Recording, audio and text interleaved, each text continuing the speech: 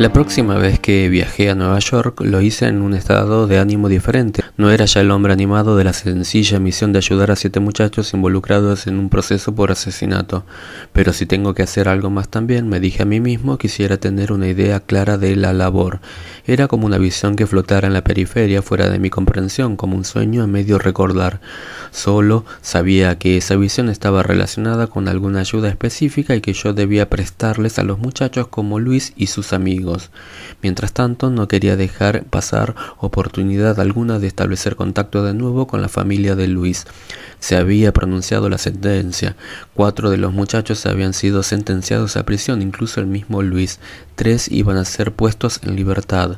De esos 3, uno sería enviado a una institución especial en donde se le administraría tratamiento psiquiátrico. Uno, según supe, sería sacado de la ciudad por sus padres y el último regresaría a su casa. Decidí comunicarme con este último. Cuando llegué a la dirección de la calle 125, el tarjetero tenía otro nombre. Llamé no obstante y no me sorprendió cuando la madre del muchacho saliera a la puerta. Me recordaba por la visita que yo había hecho con anterioridad y parecía contenta de verme. Entré, me dijo, como usted ve, hemos cambiado de nombre. De continuo venían a golpear la puerta personas enojadas. Una vez escribieron en la pared, saque al muchacho de la ciudad o se lo matarán. En la sala de su departamento de 4 habitaciones había en una silla una pila de diarios, como así en el sofá y en una mesita baja, y en todos ellos figuraban historias del proceso. Usted no tiene idea, reverendo Wilkerson, de lo que significaba abrir el diario todos los días y ver la fotografía de su hijo que está procesado por asesinato. Los vecinos me traían la mayor parte de estos diarios aquí a mi casa y luego se quedaban para presentar sus quejas. A mi esposo le daban otros diarios en su trabajo. Fuimos a la cocina, saturada de un delicioso aroma a comidas guisadas a la española, y luego hablamos respecto de planes para el futuro. ¿Se quedará aquí?, le pregunté. Quisiéramos irnos, pero es difícil por el trabajo de mi esposo. ¿Pero su hijo está en peligro aquí en la ciudad? Sí. ¿No lo quisieran mandar por un tiempo con mi familia en Pensilvania? Lo recibirían con los brazos abiertos.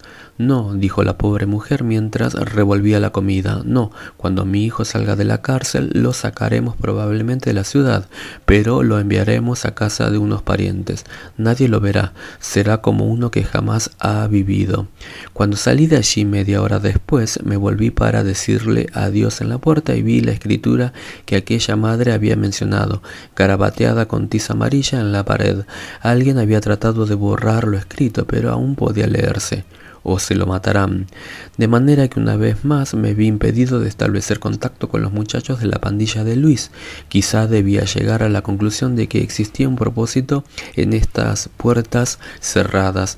Tal vez ese propósito residía en el sueño que emergía en mi cerebro y que me perseguía constantemente, a pesar de lo inverosímil que parecía, de lo escasamente preparado que estaba y hasta de mi falta de voluntad. Comenzaba a hacer frente a la posibilidad de que en algún lugar de estas calles hallaría inevitablemente lo que los vaqueros llaman mi fardo de responsabilidad.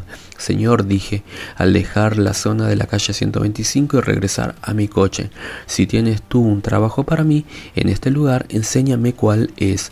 Era este el comienzo de una caminata de 4 meses por las calles de Nueva York durante los meses de marzo, abril, mayo y junio de 1958. Me trasladé a la ciudad todas las semanas empleando mi día franco para el viaje. Me levantaba por la mañana temprano y realizaba el viaje de 8 horas por automóvil, llegando a la ciudad de Nueva York en las primeras horas de la tarde.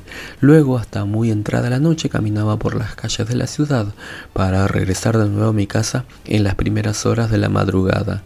No se trataban estas exploraciones ociosas o inútiles. Nunca me abandonaba la sensación de ser guiado de un propósito que no era mío, aunque la naturaleza de ese propósito era más misteriosa que nunca. No sabía de qué otra manera responder a ese impulso interior que regresar a la ciudad una y otra vez con las puertas del corazón abiertas de par en par, esperando siempre que la dirección divina se convirtiera en algo claro para mí. Recuerdo con tanta claridad la primera noche de mis caminatas que, como dije, duraron 4 meses. María, antes de que la dejara en aquel frío y húmedo sótano, me había dicho que uno de los barrios más brutales locales turbulentos en toda Nueva York era la sección Bedford-Stuyvesant de Brooklyn. Predicador, dijo María, si quiere ver lo peor de Nueva York, cruce simplemente el puente de Brooklyn y abra los ojos. ¿Quería yo ver en realidad lo peor de Nueva York? No estaba seguro, y sin embargo de esta matriz habían nacido los 7 acusados en el proceso por el asesinato de Michael Farmer. Si quería levantar la mira, como me lo había sugerido mi abuelo, quizá tuviera primero que bajar la vista, de manera que me dirigí al centro por la calle Broadway, pasé Times Square, pasé el Hotel Martinique, en donde Miles y yo nos habíamos hospedado, y continué hasta el puente de Brooklyn.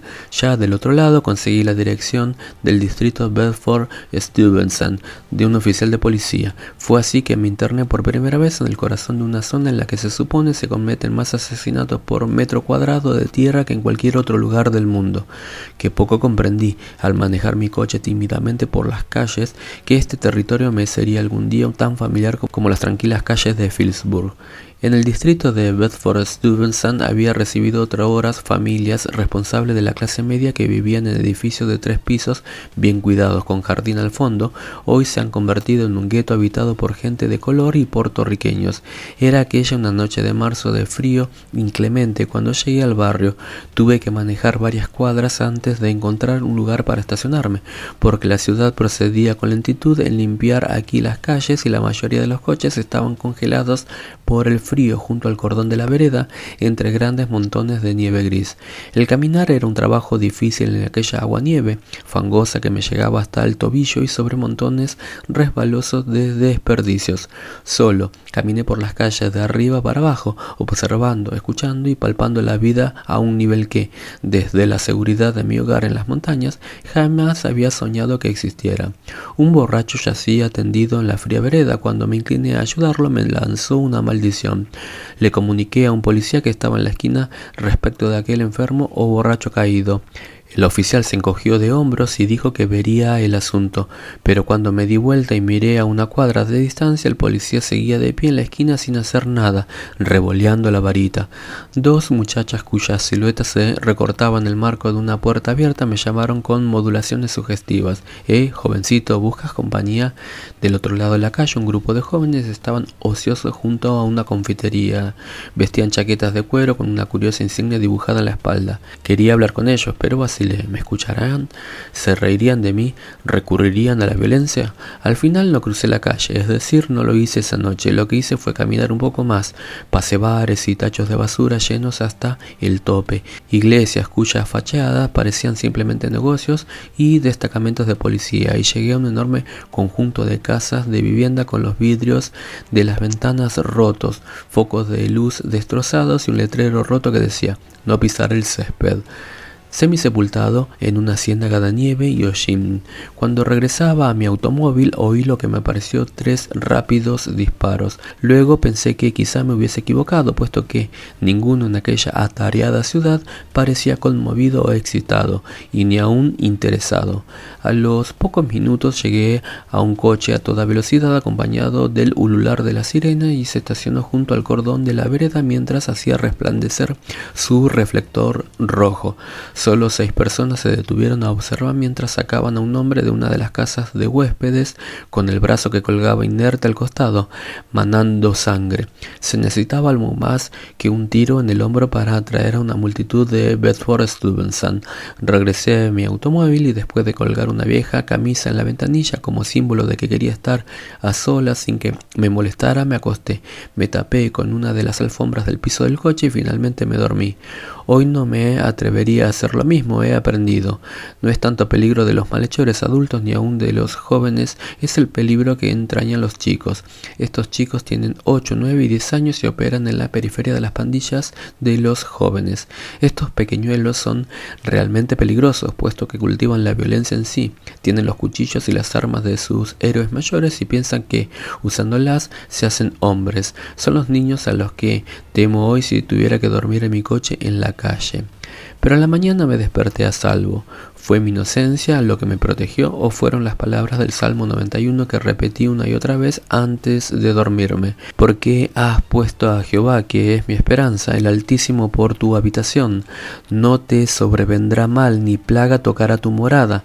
En todos tus caminos, en las manos te llevarán para que tu pie no tropiece en piedras. Sobre el león y el áspid pisarás, hallarás al cachorro del león y el dragón. Durante estas caminatas que duraron 4 meses, llegué a conocer las calles poco a poco. María y Ángelo me ayudaron mucho. Había mantenido estrecho contacto con Ángelo después de nuestro primer encuentro en las escaleras de la casa de departamento de Luis Álvarez. Ángelo, le dije un día mientras caminábamos por una de las calles de Harlem: ¿cuál dirías que es el mayor problema que confronta a los muchachos de esta ciudad? La soledad, dijo Ángelo de inmediato. La respuesta era extraña, la soledad de una ciudad de 8 millones de habitantes, pero Ángelo me dijo que esa soledad se produce porque el muchacho tiene la sensación de que nadie lo quiere y que todos sus enemigos en las pandillas sufrían de esa misma soledad. Cuando más conocía Nueva York, tanto más seguro estaba de que Ángelo tenía razón. Antes de quedar personalmente involucrado con los problemas de estos muchachos, no tenía una verdadera idea de lo que eran estas pandillas callejeras de muchachos. Nosotros habíamos tenido cierta clase de pandilla cuando yo era muchacho en Pittsburgh. Los muchachos solían reunirse después de la escuela en un club en un baldío. Lo que pasaba dentro de estos clubes variaba algo y dependía de la edad y personalidad de los muchachos, pero las actividades nunca iban mucho más allá de los simples conversatorios, conversaciones sobre las chicas, sobre automóviles, deportes, sobre los padres. Supongo que una necesidad básica entre los niños es el desear tener una pandilla para explorar el mundo de los adultos fuera del alcance del oído de estos. Hay pandillas como estas también en Nueva York, simples grupos sociales que nunca exceden los límites de sus funciones, pero hay otra clase de pandillas de muchachos en la ciudad de Nueva York, que es una cosa por completo diferente. Se trata de las pandillas pendencieras que se hacen guerra entre sí. La violencia acompaña constantemente a esos muchachos. Sé que en cierta oportunidad, a las 2 de la tarde, 10 muchachos estaban reunidos en una esquina tomando bebidas gaseosas y a las 4 de esa misma tarde, uno de los muchachos estaba muerto y otros 2 en el hospital. Una guerra de grandes proporciones había estallado. Se había librado con escarnecimiento y cesado con ese intervalo. Hay también, según lo descubrí, varias clases de pandillas especiales en la ciudad, además de las pandillas de carácter social y de las pandillas pendencieras. Hay las pandillas homosexuales, las pandillas lesbianas y las pandillas sadistas. A medida que conocía personalmente a más muchachos, supe de las orgías que celebraban después de las horas de clase en departamentos desocupados. Algunos, por ejemplo, eran fiestas en donde un grupo de muchachos se reunía para descuartizar a un gato. Algunas eran simplemente orgías donde se practicaba el placer sexual. Con frecuencia, según me dijeron los muchachos, se reunían en una esquina oscura de un parque, formaban círculos y practicaban la masturbación mutua alrededor de una pareja que en el suelo practicaba el acto sexual. Nutre este aspecto de la vida de las pandillas de Nueva York un verdadero alud de material pornográfico. Muchos de los muchachos me enseñaron muestras sacadas de bolsillos ocultos o de sus billeteras. No se trata esto de la fotografía de una chica, fotografía que se vende en las esquinas. Estos son dibujos y fotografías de actos contra natura, entre jóvenes y chicas o actos con animales.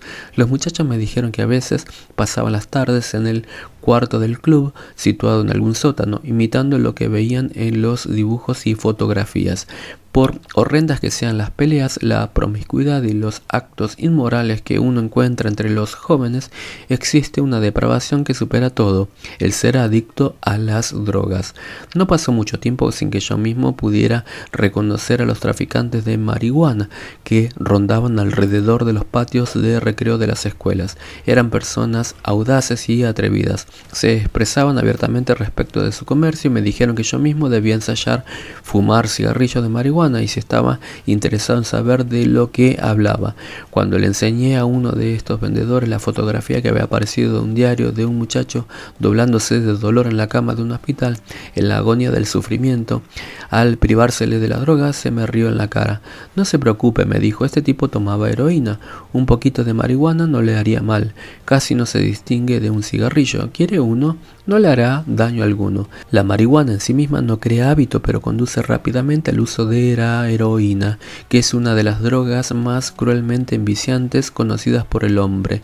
En cierta oportunidad, durante una de mis largas caminatas, se produjo un pánico, según decían los consumidores, una época cuando escaseaba el abastecimiento de droga debido a un arresto en gran escala de los contrabandistas. Exploraba el barrio Bedford-Stuyvesant durante esta época. Mientras caminaba por una calle, oí un chillido agudo y penetrante. Ninguno prestó la más mínima atención. Los gritos seguían y seguían. Parece que alguien sufre dolores, le dije a una mujer que descansaba sus brazos en el antepecho de la ventana de un primer piso en el mismo edificio. La mujer levantó la cabeza, escuchó durante un minuto y se encogió de hombros. Tercer piso, dijo, es terrible, tiene solamente 20 años, es la heroína, está enviciado y no puede conseguirla. ¿Lo conoce usted? Desde que estaba en pañales, ¿le podremos prestar alguna ayuda? Que, por ejemplo, la muerte es lo único que lo ayudaría ahora. ¿No podríamos llevarlo al hospital? La mujer me miró largamente. Señor, me dijo después de un rato, usted es nuevo en este barrio, ¿verdad? Sí. Usted trate de llevar a uno de estos muchachos enviciados a uno de estos hospitales y verá en lo que se mete. ¿Cómo recurrirían a mi mente estas palabras en los meses siguientes?